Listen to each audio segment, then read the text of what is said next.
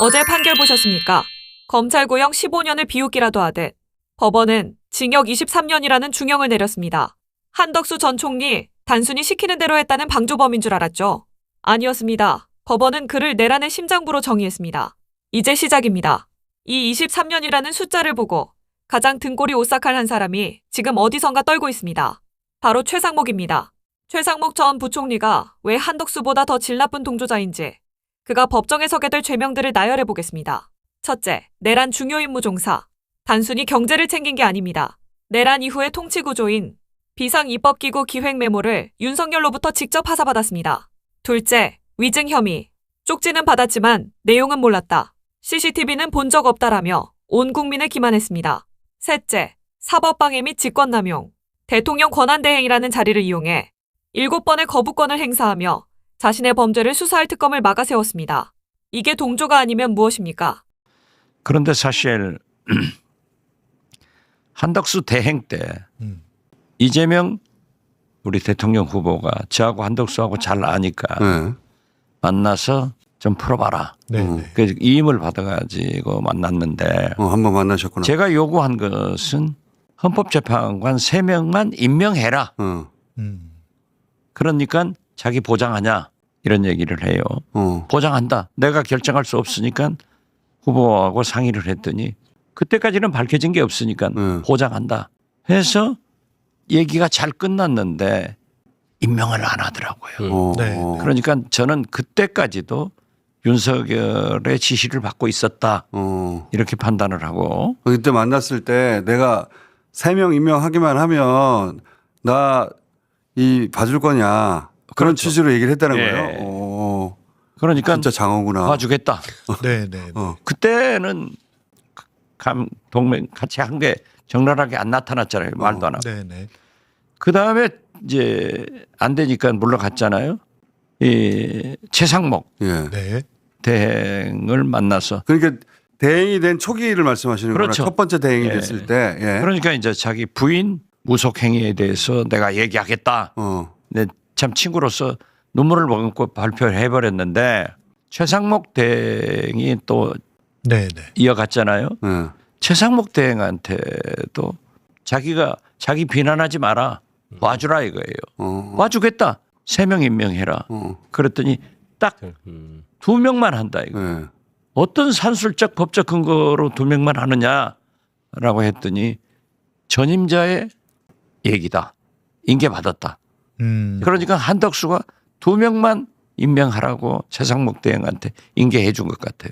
네. 어떻게 됐든 최상목 대행은 2명이라도 임명해 줬기 때문에 8명 완전체는 아니었지만은 8명이 전원 하면 그런 결정을 해 줬는데 지금 이진관 부장은 재판에 하는 데가 많아요. 최상목, 맞아. 그다음에 한덕수 또 추가로 그렇죠. 되는 거 있고, 김지현도 있어요. 김지현, 이원모도 있고. 이게 뭐냐면은 헌법재판관은 박성재 임명 안 우리가 했잖아요. 생각할 때 이 양반들 빠져나가는 거 아니야?라고 하는 분들이 들은 다 걸려 있어. 다 걸려 있어. 그래서 그 사람들 최상목 어제 덜덜덜이었습니다. 왜 그러냐면 자 헌법재판관 임명하지 않은 부분 이 부분은 매우 중요한 위법 위헌 중요하지. 사안인데 그런 사안인데 이 부분에 대해서는 딱 하나 기소를 해놨는데 거기에 최상목 걸리죠, 김주영 걸리죠, 거기다가 정진석 정진석까지 걸려. 걸려. 내가 보기에는 그것도 이게 다 그때 중형이 떨어져. 중형이죠. 그때 분명히 재판관 떨어져. 헌법재판소 재판관 임명할 때 장난질 치고 조작질 그렇지. 쳤던 네. 거 이거 그런 거 엄청 화내는 분이야. 그거 이진관 혼내준다고 판사. 그랬거든. 요 죄는 더 명확해서요. 더 심플하답니다. 최상목이 가장 두려워하는 건 검찰이 아닙니다.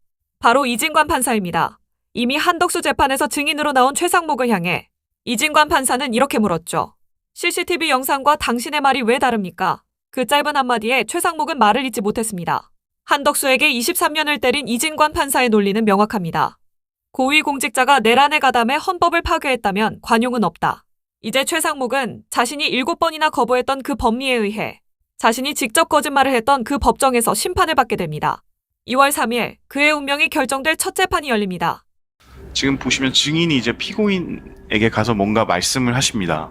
귀속말로 하시는 것 같고, 그리고 나서 윤석열 대통령이 이제 집무실로 다시 들어가고 증인이 그 집무실로 들어가는 윤석열 대통령을 따라서 들어가는 상황입니다. 그러니까 총리가 이렇게 먼저 시키고 증인은 뭐 말씀하실 의사가 있었다고 말씀하시는 거고 이제 그걸 말씀드린 게 아니고 이제 총리가 피고인이 먼저 이야기를 해서 본인도 의사도 있고 하니까 가서 말씀드리겠다 이렇게 또 이야기를 하고 들어왔다는 건지 네, 아니면 그런 거 없이 증인이 원래부터 좀 늦게 와가지고 딴 사람들도 뭐 반대했겠지 나도 뭔가 의사를 표시해야겠다 이런 의사가 있기 때문에 피고인이 말은 안 했지만 제가 들어가서 한번 이야기하고 오겠습니다 이렇게 하니까 아 들어가 보라 이렇게 진행을 됐는데 그게 대해서 묻는 겁니다. 그러니까 그 두 가지가 어떤 차이인지 제가 정확히 지금 그러니까 들어가신 게 증인이 들어가고자 해서 네 그러신 건지 아니면 총리께서 시켜서 들어가신 건지를 묻는 겁니다. 제가 들어가려고 생각해서 말씀을 드렸던 건 분명하고요. 그때 총리께서 저한테 그 들어가서 만류를 해보라고 말씀하신 거는 분명합니다. 뭐 복잡한 질문이 아닌 것 같은데 지금 제가 제가 말씀을 드린 거는 네. 기억이 안 날 수가 있습니다. 그리고 조사받을 당시랑 지금 또 다를 수도 있는 거고요. 그래서 제가 묻고 싶은 거는 증인이 피고인한테 가가지고 제가 들어가서 말씀드리겠습니다 이렇게 하기 전에 피고인이 먼저 그렇게 말을 꺼낸 건지 그런 말씀을 꺼내시진 않으셨습니다. 않았습니다. 네, 네. 그럼 이 조서 내용이 맞는 내용이네요. 그렇죠. 네, 그렇습니다. 다음 말씀으로 치면 그렇습니다. 그는 권한대행 시절 법을 휘두르며 자신들이 영원할 줄 알았을 겁니다. 하지만 법치는 살아있었습니다. 한덕수의 23년은 최상목에게 보내는 사법부의 예고장입니다. 방조라는 비겁한 변명이 통하지 않는 세상. 우리는 이제 그가 법정 구속되는 그 순간을 목격하게 될 것입니다. 지금 그래서 이제 집무실에 갔다가 나오셔서 대접견실로 오시는 모습이고 윤석열 대통령하고 김영현 장관도 이제 집무실에서 대접견실로 바로 들어오는 모습입니다. 지금 대통령이 시계를 확인하고 김영현 장관도 뭐 바로 시계를 확인하는 모습인데요.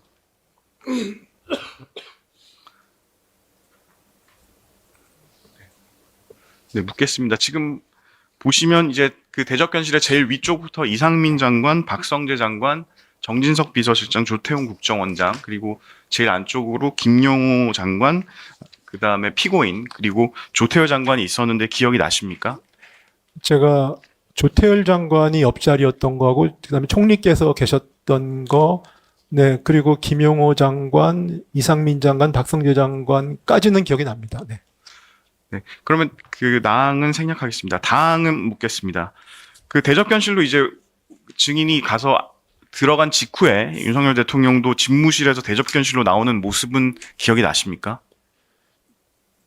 저 부분도 아까도 말씀드렸지만 저는 당초에 어떻게 생각했냐면 제가 처음에 경찰 제가 조사 받을 때 그때 얘기했던 게 제 첫 번째 기억입니다. 저는 대접견실에 들어가서 누군가가 제가 무슨 일이냐고 그랬더니 누군가가 저한테 계엄을고 선포하려고 한다 해서 제가 놀래가지고 물어봤더니 이제 그때는 뭐 나중에 좀 제가 기억이 혼재가 됐습니다만은 총리께나 거기 계셨던 분들한테 왜 여기 앉아 계십니까? 반대를 안 하시고 뭐 이런 식의 말씀을 드렸더니 뭐 총리께서 나도 반대를 많이 했다 이런 말씀을 하셨던 것 같고 그래서 제가 그럼 들어가 보겠다고 해가지고 들어갔던 뭐 그런 순서로 저는 기억을 했거든요.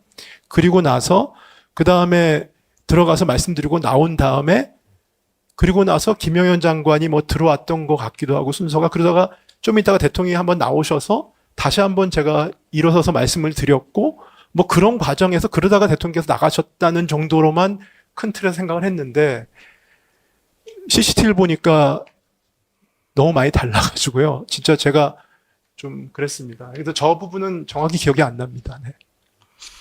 네, 8의 나항만 같이 묻겠습니다. 그러면 지금 보면 이제 대통령이 나와서 시계를 보고 김영현 장관도 바로 뒤를 이어서 시계를 쳐다보고 원래는 이제 22시경을 기해서 비상계엄을 선포하려고 했었는데 그때 당시에 그럼 22시가 되면 비상계엄을 선포하려고 했다든지 아니면 예정 시간보다 지금 늦어지고 있다. 뭐 11명만 모이면 바로 하자 이런 얘기가 오고 가는 상황은 아니었습니까? 네, 저는 뭐 몇 번 말씀을 드렸습니다만 사람들을 불렀고 그 다음에 기다리고 있고 뭐 이런 정도의 분위기는 이해를 했는데 뭐 몇 명을 부르려고 했고 그래서 비상계엄을 선포하기 위해서 기다리고 있다라든지 하는 부분들은 사실 저 당시에는 전혀 인지를 못했습니다. 네, 그러면 아까 잠깐 말씀을 하셨는데 그럼 증인은 언제 어떻게 윤석열 대통령이 비상계엄을 선포하려고 한다는 사실을 알게 되셨습니까? 제가 아까 말씀드렸듯이 대접견실에서 제가 물어봤더니 누군가가 저한테 비상계엄을 선포하려고 합니다. 그래서 제가 놀랬던 기억이 있는데 그때 아마 제 생각으로는 조태열 장관이었던 것 같습니다. 옆자리였기 때문에요. 네, 그런데 그때 제가 처음 들었던 것 같습니다. 네. 대적견실 CCTV 22시 00분 30초 부분 재생하겠습니다. 이제 증인 오시고 피고인이 지금 대통령 집무실로 들어가거든요. 네네. 오시고 난 이유인데 이때 왜 피고인이 대접견실로 들어갔는지는 기억이 나십니까? 아까 말씀드렸듯이 저 부분들이 세밀하게 기억이 안 나기 때문에요. 네. 네. 22시 3분 40초 재생하겠습니다. 그때 그러면 이제 증인이 뭔가 이제 말씀을 좀 많이 하시는 모습이 보입니다. 네.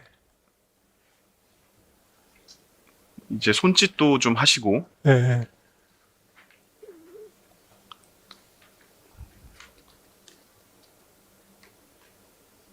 그리고 이제 송민영 장관이 들어오는 모습입니다. 네, 묻겠습니다.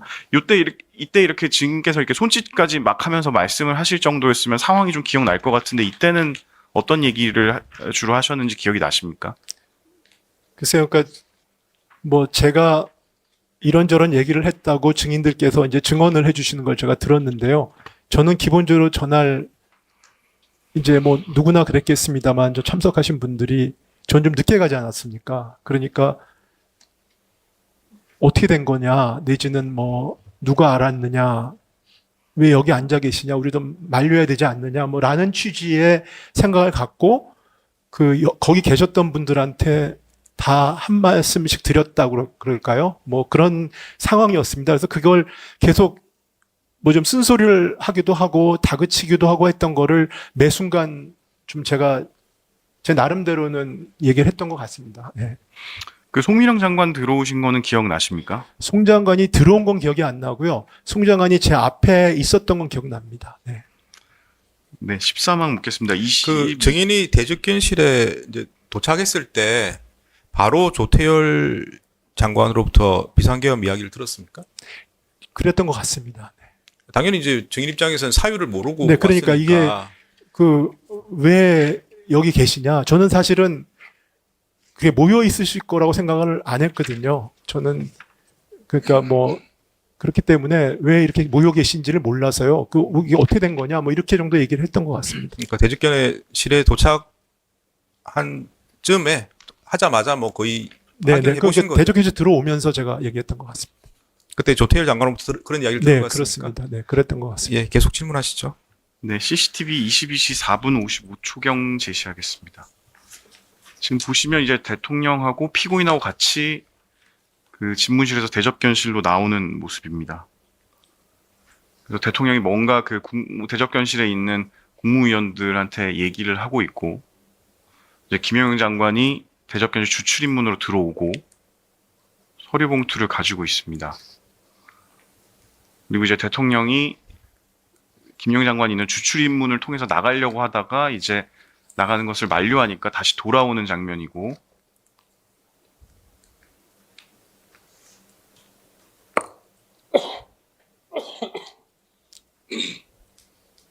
그때 증인이 자리에서 일어나시고 이제 조태열 장관도 같이 일어나서 대통령에게 뭔가 말씀을 하는 모습으로 보입니다. 네, 14만 묻겠습니다. 이때 그러면 그 집무실에서 윤석열 대통령하고 피고인이 이제 대접견실로 나왔는데 윤석열 대통령이 대접견실에 있는 사람들에게 무슨 말을 하는 모습을 보셨잖아요. 네네. 그때 그러면 윤석열 대통령이 무슨 말을 했는지는 기억이 나십니까? 저 부분은 뭐 전혀 기억은 안 나고요. 저는 사실은 나중에 제가 이제 재판이 진행되는 과정에서 뭐 선포를 하시려고 나가는 순간이었다는 걸 제가 사후적으로는 알게 됐는데 저 당시에는 그 계엄을 지금 뭐 선포를 당장 할 거다 이런 생각은 한 적은 그 당시 생각을 인지를 못했고요. 대통령이 나오셔가지고 뭐 하여튼 왜 사람들이 좀 기다리는 것 같고 더 뭐 얘기를 듣자 뭐 이런 취지인 것 같다고 전 생각이 들어서 있는데 저는 처음에 이제 비상계엄이라는 얘기를 듣고 뭐 다 마찬가지시겠지만 충격받고 이게 전혀 상상할 수 없는 상황이니까 있는데 대통령께서 나오시니까 이건 안 되겠다라는 생각이 좀 들었어요. 말씀을 드려야 되겠다는 생각이 들어서 대통령은 나오셔서 이때 제가 좀 벌떡 일어나서 일단은 안 된다. 이거는 뭐 대통령 이건 절대로 안 됩니다.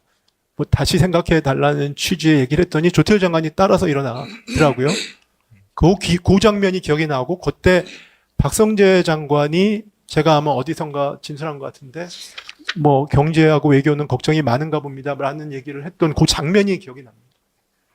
저기 구체적으로 무슨 말을 했는지 기억이 나십니까? 그러니까 무슨 취지로 말씀하셨다고 하셨는데 제가요? 예. 그때 짧은 상황이라서 제가 그냥 대통령님 절대로 뭐 개헌은 안 됩니다. 이건 절대로 안 됩니다. 이 정도로 얘기를 했습니다. 그리고 이거는 뭐 그런 얘기, 그 워딩은 쓴 것 같습니다. 네.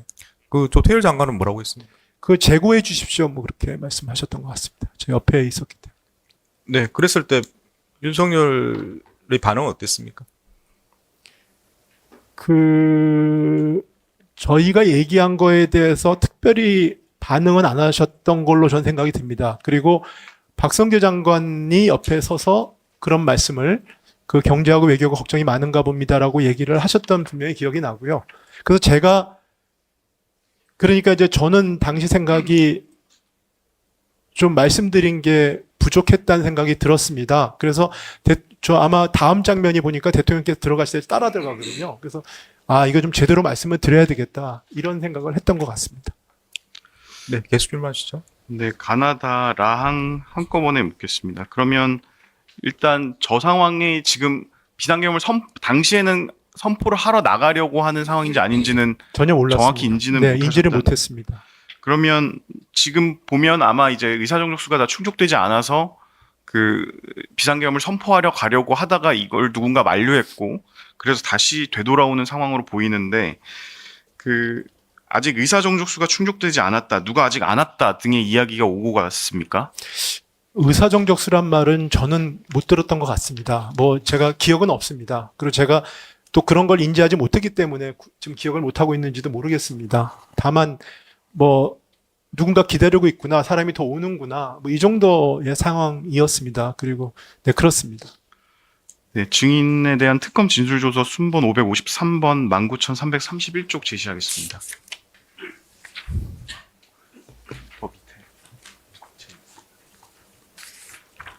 그때 상황에 대해서 검사가 이제 물어봤을 때는 그 당시 아직 누가 아직 안 왔다는 취지의 이야기가 오고 갔고 네. 그래서 속으로 누구를 더 불렀구나 이렇게 생각했던 기억은 있습니다. 네. 라고 진술을 하셨고 근데 그것이 정족수를 채우려고 했던 것인 줄은 당시에는 몰랐습니다. 네. 이렇게 말씀을 하셨습니다. 네. 이렇게 말씀하신 거는 맞습니까? 네, 맞습니다. 그러면 누가 아직 안 왔다는 이야기가 오고 가는 상황은 맞습니까? 네, 뭐 사람을 더 불렀는데 기다리고 있구나, 뭐 이 정도 생각이었습니다.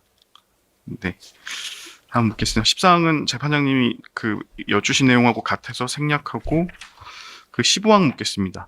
아까 CCTV를 보면 증인하고 이제 조태열 장관이 자리에서 일어나서 이제 윤석열 대통령을 만류하고 뭐 제고해 주십시오 이렇게 말씀을 하실 때 증인하고 조태열 장관 외에 또 윤석열 대통령에게 비상계엄을 선포하면 안 된다는 취지의 이야기를 한 사람이 또 있습니까? 아까 박성재 장관님이 뭐 한 말씀 하셨다고 했고 뭐 왜 저 상황이 뭐 다른 분들이 무슨 행동을 했는지를 제가 기억할 수 있는 상황은 아닙니다만 하여튼 제 기억에는 없습니다. 네.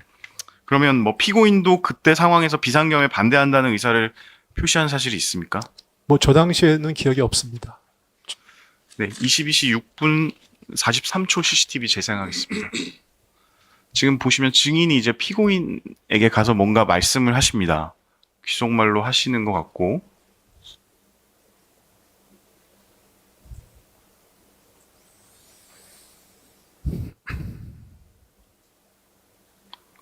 그리고 나서 윤석열 대통령이 이제 집무실로 다시 들어가고 증인이 그 집무실로 들어가는 윤석열 대통령을 따라서 들어가는 상황입니다. 네. 그 집무실로 이제 들어가셨던 상황인데 맞으시죠? 네, 맞습니다. 그때 그러면 증인하고 피고인은 어떤 이야기를 주고받으셨습니까? 총리와 증인 사이에서. 네.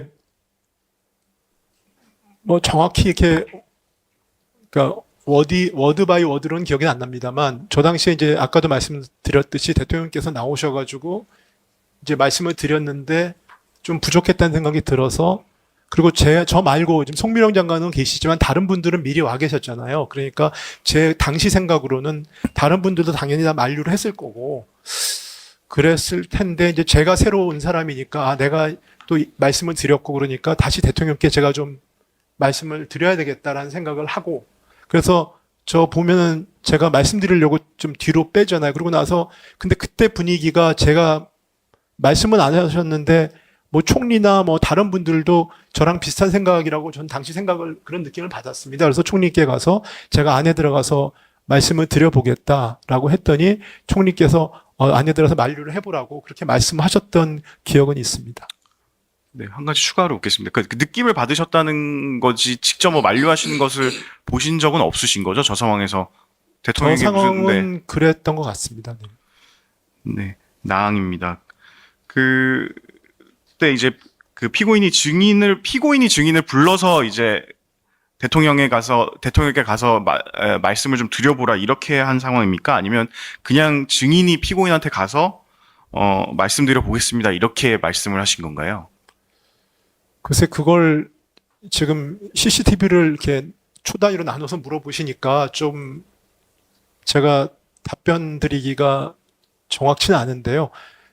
저 당시 분위기는 좀 다들 뭐 표현이 그렇지만 이신전심이라고 그럴까요? 왜냐하면 대통령 나오셔가지고 저랑 조태열 장관이 일단은 만류하는 말씀을 드렸고 그 다음에 저 당시에 분위기가 다들 이제 좀 우려하는 분위기였지 않겠습니까? 아무래도 분위기가 그렇기 때문에 뭐 당연히 저는 제가 일단은 가서 그러니까 들어가겠다고 한 건 제 생각이었고요. 그건 분명하고요. 다만 이제 들어갈 때 제가 총리께 말씀을 드렸고 총리가 들어가서 반류해 보라고 하셨던 그래서 저는 뭐 같은 생각으로 저는 그냥 제가 할 일을 하는 거구나라는 생각을 했을 그런 정도의 느낌을 받았습니다. 네, 순번 553번 19,333쪽 제시하겠습니다. 그러니까 말씀하신 거는 피고인이 증인한테 들어가서 이야기해보라 이렇게 말을 했는지 기억이 없다는 거 말씀하시는 겁니까? 그러니까 그게 먼저 얘기하셨는지 아니면 그랬는 거는 기억이 없는데 제 기억으로는 제가 가서 총리께 들어가겠다고 하니까 적극적으로 들어가서 만류해보라고 했던 기억은 분명히 있습니다. 근데 네, 그 순서에 대해서는 제가 기억이 좀 없다 이런 말씀을 드립니다. 아니, 순서를 묻는 게 아니고 네. 피고인이 증인한테 집무실에 가서 한번 만류해보라 이렇게 피고인이 말을 한 적이 있는지 그걸 물어보는 그러니까 겁니다. 제가 들어가겠다고 하니까 그렇게 들어가서 얘기해보라고 말씀하셨던 건 그 기억은 분명히 있습니다. 그까지 기억이 나시나요? 네, 그거는 분명히 기억이 납니다. 근데 이제 제가 앉아 있는데 뭐 총리께서 말씀하시다가 일어나서 들어갔다 이런 거는 아니라는 거죠. 네. 아, 그런 기억이 없다는 거네요. 네. 근데 총리께서 저한테 들어가서 얘기해 보라고 얘기한 그건 기억이 납니다. 근데 제가 생각으로는 제가 들어가겠다고 말씀을 드렸더니 이제 그런 말씀을 하셨던 거는 분명히 기억이 납니다. 네, 다음 질문하시죠. 네, 증인에 대한 진술조서 증거목록 순번 553번 19,333쪽 제시하겠습니다. 그 질문을 보시면 이제 진술인은 한덕수의 자리로 한덕수의 귓속말을 하는 모습이 확인되는데 진술인이 스스로 간 것인가요? 아니면 한덕수가 진술인을 불러 대통령께 말씀을 드려보라고 한 것인가요? 라고 검사가 물었고 그때 증인이 답변하시기로는 총리가 부르신 것은 아니고 제가 총리님께 가서 제가 들어가서 다시 말씀드려 보겠습니다라고 말씀을 드렸고 총리님께서도 저에게 이야기를 해봐라고 말씀을 하셨습니다. 라고 진술하셨습니다. 네. 이 상황이 맞습니까? 네, 저 상황이 많은데 이제 저거는 지금 문헌으로만 저렇게 보시니까 그런데 그 당시 상황은 총리도 있고 조태열 장관도 있고 저도 있고 이렇게 있는 상황 대통령 나오셨는데 저희가 이제 반대를 좀 만류하고 그러니까 분위기가 다들 제가 조금 더 들어가서 만류를 했으면 하는 분위기구나라는 느낌을 전 받았습니다.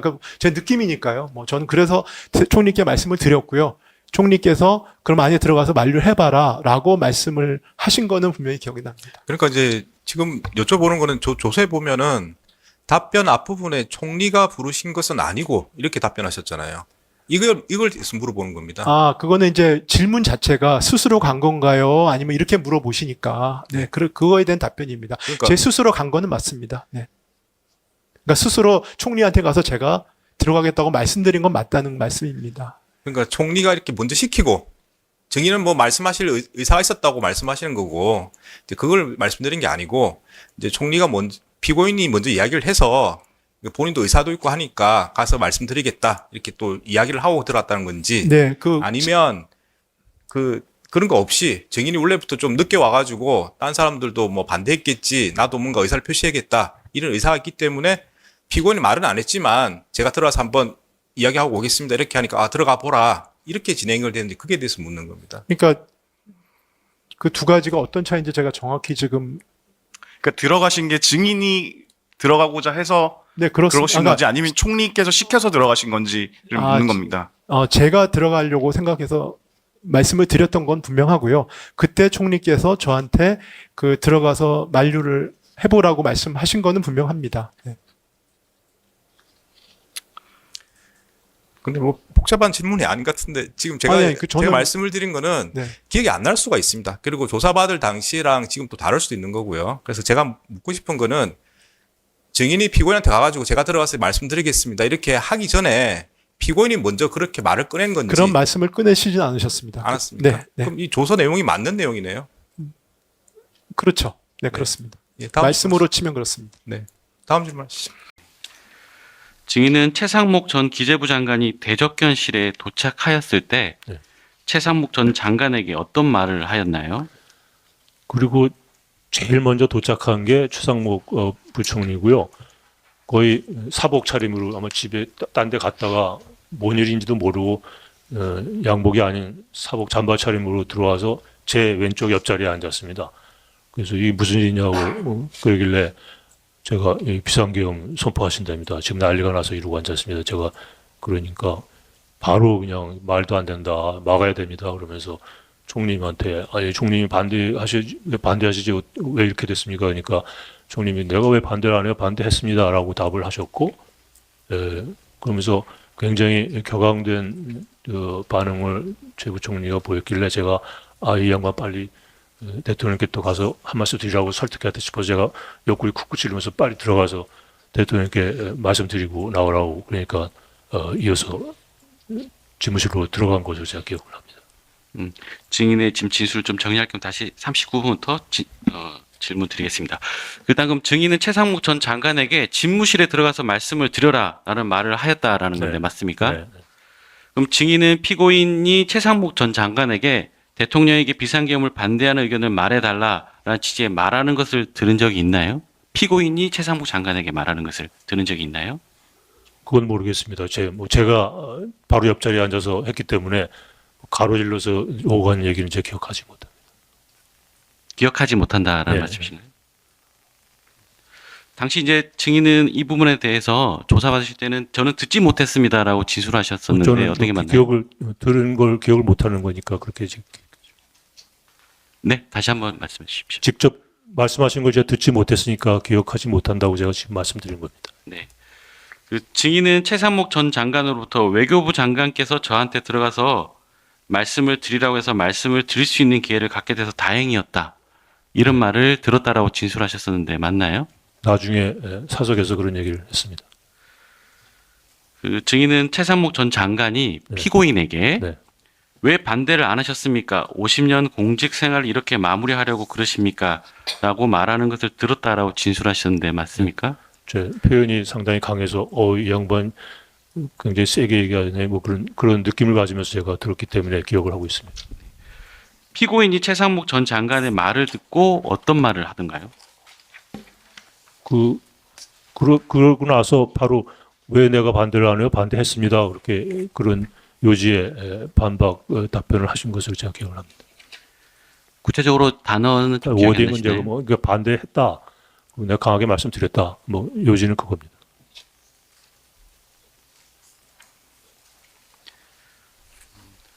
증인은 이 부분과 관련해서 수사 당시에는 이렇게 피고인이 반대를 했다는 말을 하지 않으셨었는데 지금은 이 부분이 명확하게 기억이 나셔서 진술하시는 건가요?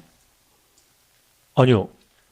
최 부총리의 그런 질문에 최 부총리에게 총리님이 답변을 그렇게 하신 거는 들었습니다. 네. 예.